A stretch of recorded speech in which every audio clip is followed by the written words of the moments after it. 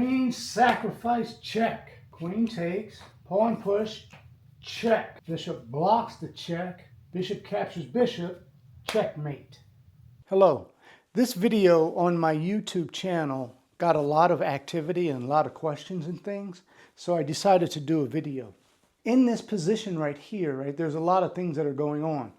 If white doesn't do something quickly, then black is going to win quickly because black has this option, check. King can't move there because the bishop has to move over. King moves over, rook a1, bishop moves out of the way so that this square becomes available, so the bishop can't capture the queen. So that would be, and then the bishop would block and it would be checkmate. Well, that's available. That's what black is trying to do. So white has to do something quickly, but white has a force mate by itself.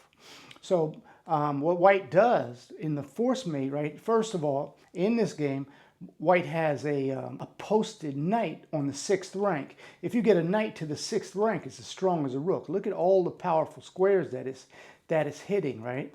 So it's very strong and it's protected by that pawn.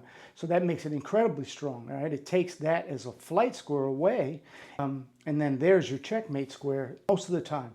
So what white does here is white sacrifices the queen, check. King can't take because the knight is there.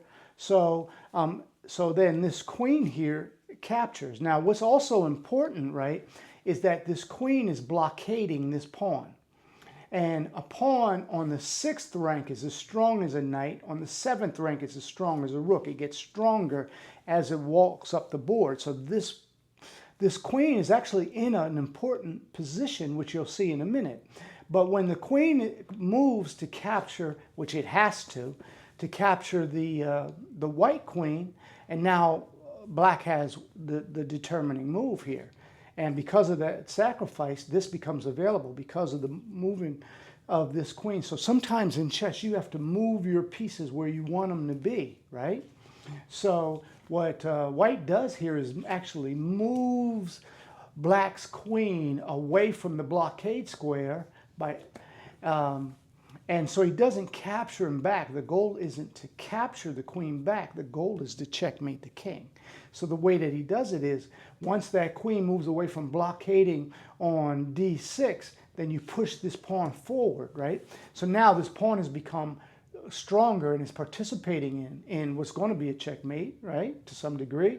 And then this bishop discovers the king. So discovery check, and now that king has to move somewhere. Well, let's look. Does he have any place to go? Can't move there because there's a pawn protecting that. Can't move there because of the long-range bishop. Can't move there because there's a pawn there. Can't move there because he's still in check.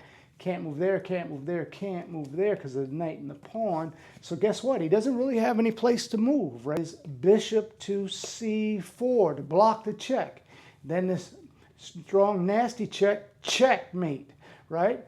Bishop says check. The king has no place to go. There's no way to block it. So it was a forced mate, and black actually never got a chance to exercise his move. So this was pretty strong. At the same time, right? I must admit that this king was over here, but that was over here. But that has nothing to do with it. The focus with this hook, this knight here, is very, very, very, very strong for white. What you can't do is let your opponent's pieces hang around your king.